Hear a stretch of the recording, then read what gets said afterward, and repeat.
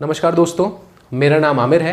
मैं आज आपको साइंस, सामान्य विज्ञान, जिसे हम जनरल साइंस के नाम से भी जानते हैं, इनसे रिलेटेड आपको कुछ टॉपिक्स के बारे में बताना चाहता हूँ। देखिए, अगर हम बात करें सामान्य विज्ञान के बारे में, तो सामान्य विज्ञान में जीव विज्ञान, रसायन विज्ञान और भौतिक विज्ञान, 3 प्रकार के इसके डिवीज़न हैं।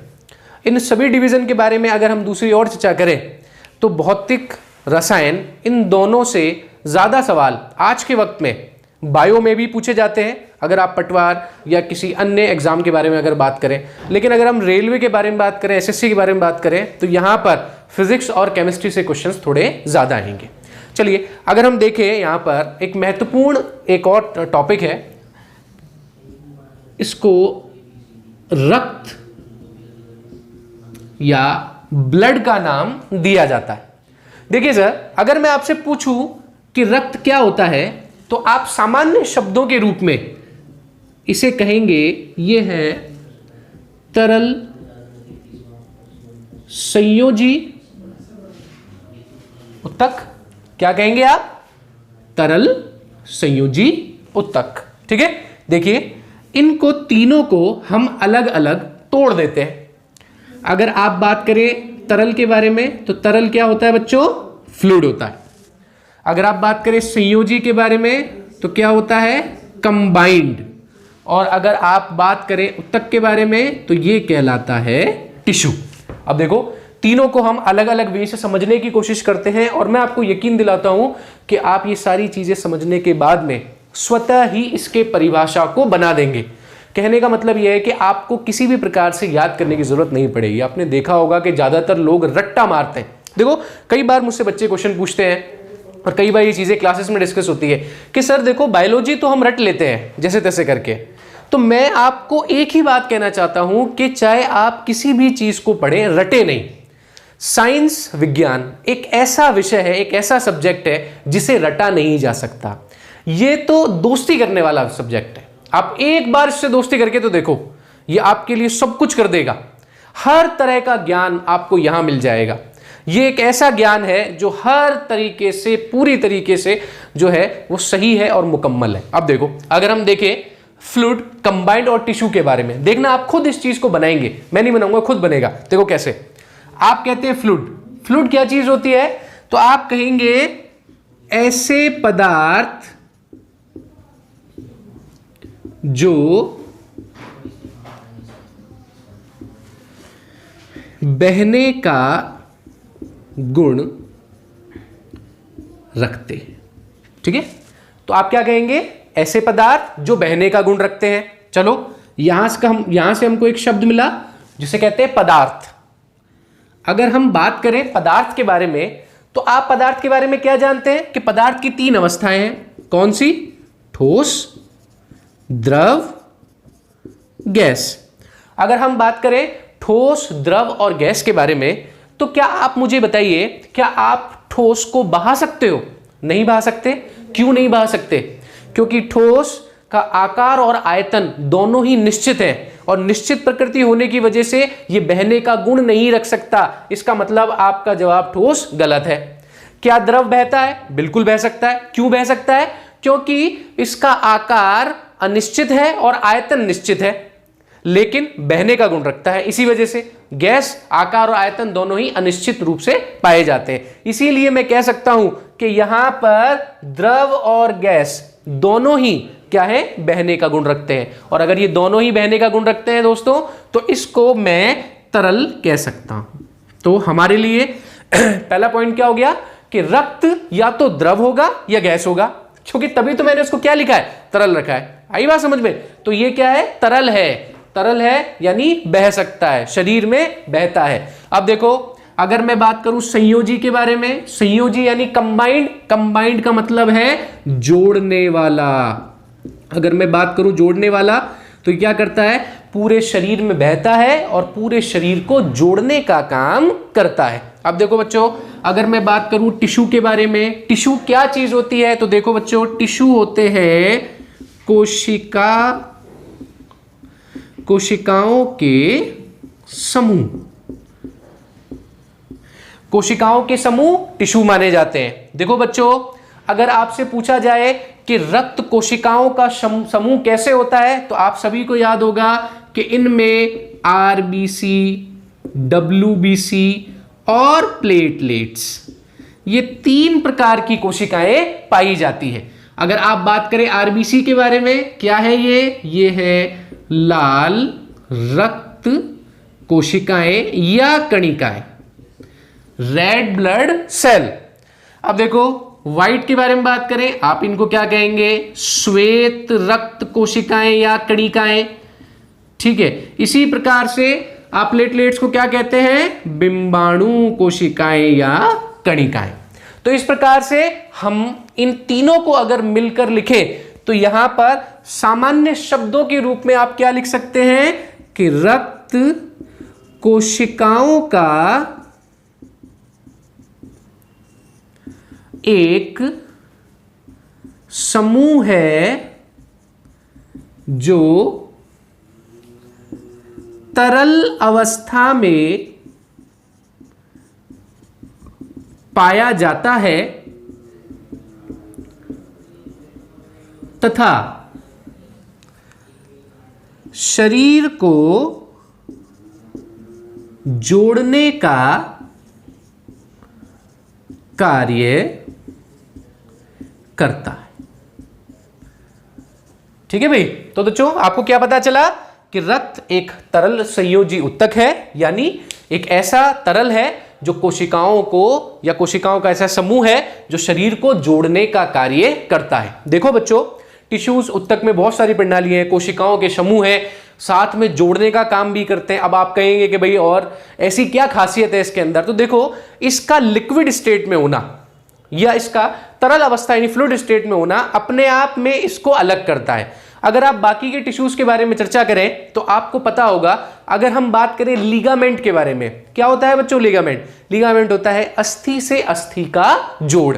यही अगर हम बात करें टेंडन के बारे में, तो टेंडन क्या होता है, अस्थि से पेशी का जोड़। सभी टिश्यूज हैं लेकिन उनसे अलग कैसे है, फ्लूइड अवस्था के अंदर है, फ्लूइड है, तरल है, तभी उनसे अलग है, और अलग है तभी इसकी स्पेसिफिकेशंस जो है वो अलग होती है। आई बात समझ में, क्लियर हुआ?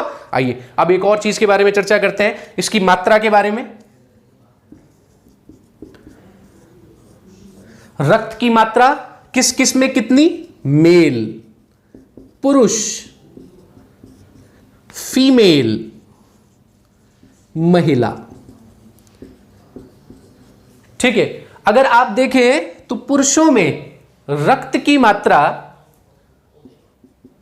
5 से 6 लीटर, महिलाओं में 4 से 5 लीटर होती है। अगर आप इन दोनों को देखें तो पुरुषों में रक्त अधिक पाया जाता है जबकि महिलाओं में रक्त कम होता है। ऐसा क्या रीजन है जो दोनों के अंदर रक्त को अलग करता है? देखो बच्चों, सबसे इंपॉर्टेंट अगर इसमें देखा जाए तो फीमेल्स में यानी महिलाओं में पाया जाता है मासिक धर्म चक्र, इसको कहेंगे मेंसुरेशन साइकिल। देखो भाई, अगर हम बात करें मेंसुरेशन साइकिल के बारे में, मेंसुरेशन साइकिल, मासिक धर्म चक्र, मासिक पीरियड्स, ये सारी चीजें सभी की सभी महिलाओं का हर मासिक कहे तो एक प्रक्रिया है। इस प्रक्रिया के अंदर क्या होता है, जैसा कि आप सभी जानते हैं कि कोई दुनिया में पाया जाने वाला हर जीव या जंतु अपनी एक प्रक्रिया के माध्यम से अपने समान संतान उत्पन्न करने की क्षमता रखता है, और यह क्षमता जनन कहलाती है। आप सभी को पता होगा। अगर हम बात करें मानव के बारे में तो मानव की जनन ग्रंथि, जिसको वृषण कहा जाता है, शुक्राणु का निर्माण करती है, और यह शुक्राणु का निर्माण शुक्र जनन कोशिकाओं के माध्यम से होता है। यह हमारे शरीर की सबसे छोटी कोशिका मानी जाती है। यही अगर हम बात करें महिलाओं के बारे में तो महिलाओं की जनन ग्रंथि अंडाशय, जिसको ओवरी के नाम से जाना जाता है, यह अंडाणुओं का निर्माण करती है अंड जनन ग्रंथि के द्वारा। और ये जो अंडाणु है ये अपने आप में धीरे धीरे परिपक्व होते हैं, मैच्योर्ड होते हैं। धीरे धीरे जब ये मैच्योर अवस्था के अंदर आते हैं तो ऐसी स्थिति में इनको एक शुक्राणु की जरूरत पड़ती है जिसे निषेचन की प्रक्रिया संपन्न हो सके। अर्थात किसी संतान उत्पत्ति करने के लिए, किसी बच्चे को जन्म देने के लिए शुक्राणु और अंडाणु का मिलना आवश्यक होता है। अगर ये शुक्राणु अंडाणु के साथ में नहीं मिल पाते तो ऐसी स्थिति के अंदर परिपक्वता के बाद में, मैच्योरिटी के बाद में ये फूट जाते हैं, फट जाते हैं और अपने साथ में योनि द्वार से रक्त को बहा कर लाते हैं। और रक्त को बहा कर लाने की प्रक्रिया ही मासिक धर्म चक्र कहलाती है। क्योंकि ये प्रक्रिया हर मासिक होती है, हर महीने होती है, इसीलिए महिलाओं में पुरुषों की अपेक्षा रक्त कम पाया जाता है। ये सबसे इंपॉर्टेंट चीज है, इसीलिए ज्यादातर महिलाओं को एनीमिया होता है। ठीक है, इसीलिए मैं हमेशा कहता हूं कि महिलाओं को लौह तत्व अधिक से अधिक लेना चाहिए। और ये लौह तत्व कहां मिलेगा? सरियों से नहीं मिलेगा, ये लौह तत्व मिलेगा हरी पत्तेदार सब्जियों से। एक और दूसरा उत्पाद है डार्क चॉकलेट। आप सभी चॉकलेट खाते हैं, ज्यादातर आपने देखा होगा लड़कियों को चॉकलेट खाते हुए, महिलाओं को चॉकलेट खाते हुए। जो भी चॉकलेट खाते हैं उनके लिए ये एक एडवाइस है, पूरी तरीके से एक सलाह देना चाहता हूं कि वो नॉर्मल चॉकलेट ना खाकर डार्क चॉकलेट का प्रयोग करें। क्योंकि डार्क चॉकलेट के अंदर मैक्सिमम निकल और कोबाल्ट पाए जाते हैं, जो कि आपकी बॉडी के अंदर आयरन, आपकी बॉडी में आरबीसी को या आपके ब्लड को बनने में, हीमोग्लोबिन को बनने में मददगार होते हैं। तो आपका चॉकलेट खाना भी हो जाएगा और साथ में आपकी बॉडी को कुछ ना कुछ चीजें एक्स्ट्रा मिल जाएंगी। ठीक है, डेफिनेटली है कि ये जो डार्क चॉकलेट है ये बहुत ज्यादा कड़वी होती है, लेकिन बहुत यूजफुल है आपकी बॉडी के हिसाब से। चलिए आके देखते हैं इसका आगे क्या मामला है।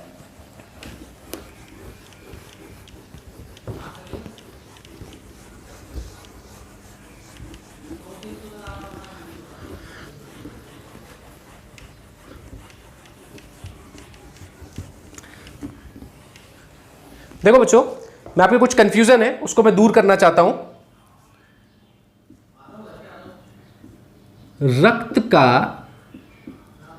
अध्ययन, रक्त का अध्ययन, स्टडी ऑफ ब्लड, यहां मैं इंग्लिश में लिख देता हूं, स्टडी ऑफ ब्लड क्या कहलाता है बच्चों? हेमेटोलॉजी।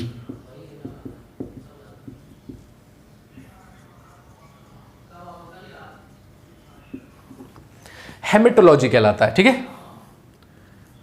HEE, हेमेटोलॉजी कहलाता है। और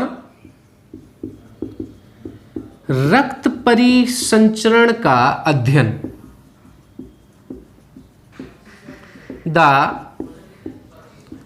स्टडी ऑफ ब्लड सर्कुलेशन या सर्कुलेटरी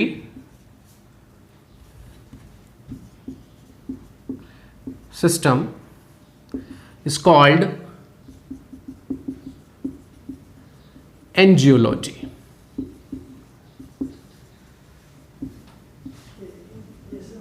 एंजियोलॉजी के नाम से जाना जाता है। तो इन दोनों के अंदर डिफरेंस है। The study of blood is called haematology and the study of blood circulatory system and also a blood circulation is called the angiology. और इफ आई से अगर आपसे पूछा जाए कि द स्टडी ऑफ हार्ट क्या होता है, तो आप कहेंगे इट्स कार्डियोलॉजी। ठीक है, तो तीनों में डिफरेंस है। आप कभी तीनों को एक मत समझ लेना। आगे बात समझिए, बहुत चीजें बहुत बिखराव है, ये बहुत पास पास है और एक जैसी लगती है। सबसे ज्यादा कंफ्यूजन करता है कार्डियोलॉजी और एंजियोलॉजी। हमको लगता है कि सर्कुलेशन है मतलब हार्ट है। अरे बच्चों, सर्कुलेशन है, हार्ट है डेफिनेटली, लेकिन ब्लड वेसल्स भी तो है।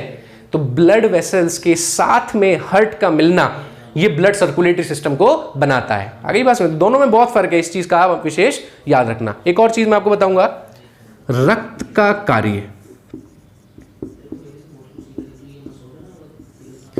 अगर हम बात करें रक्त के कार्य के बारे में, तो सबसे पहला हम बात करेंगे इसके परिवहन के बारे में कि आखिर क्या ट्रांसपोर्ट करता है ये। अगर आप इसके परिवहन के बारे में बात करें तो सबसे पहला ऑक्सीजन का परिवहन। क्यों जरूरी है ऑक्सीजन? ऑक्सीजन का परिवहन बहुत इंपॉर्टेंट चीज होती है। देखो बच्चों, हमें जिंदा रहने के लिए ऑक्सीजन की भी जरूरत है और जिंदा रहने के लिए हमको ग्लूकोज भी चाहिए। जब तक ये दोनों एक दूसरे के साथ में नहीं मिलेंगे, हमको हमारे जो जीवन है वो जीवन चक्र नहीं चल पाएगा। कैसे बच्चों? हम लोग अपने भोजन में, देखो मैं दोनों को लिखवा देता हूं आपको, भोज्य पदार्थों का परिवहन।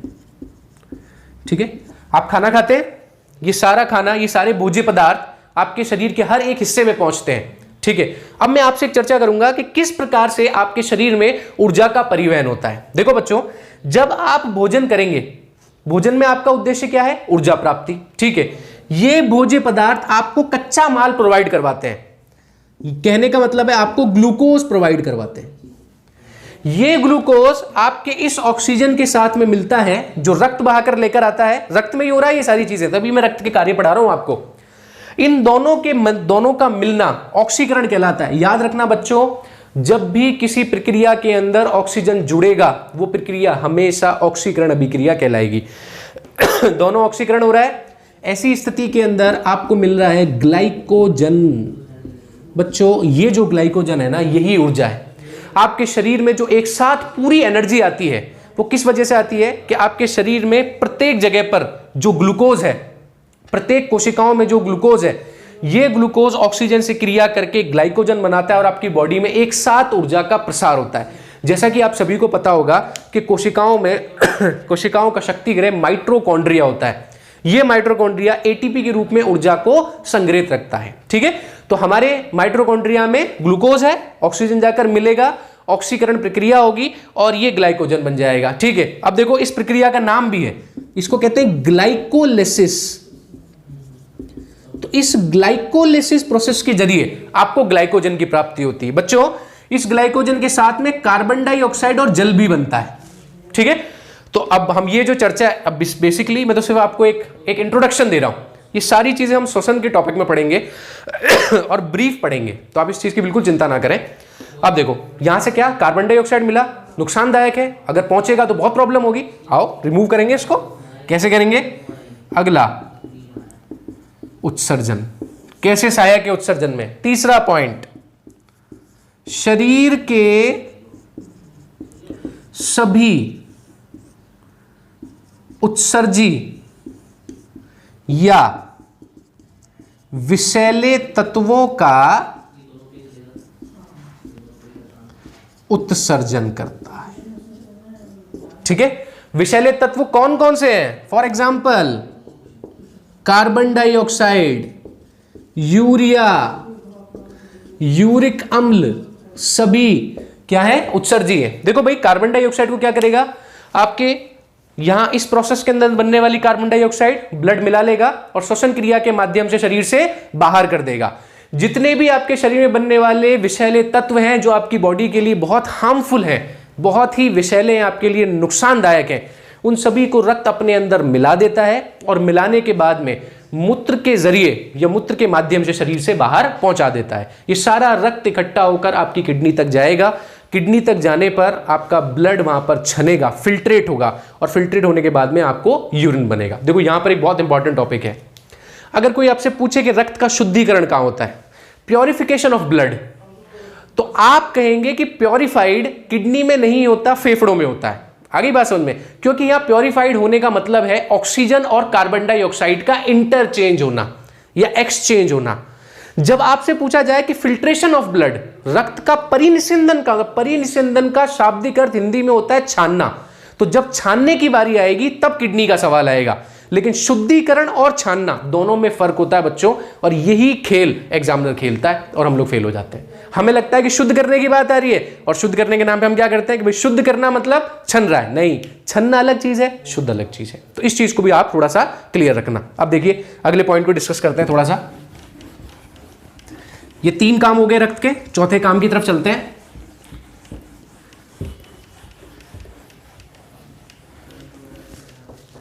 चौथा काम क्या है बच्चों? सभी अंतःस्रावी ग्रंथियों से निकलने वाले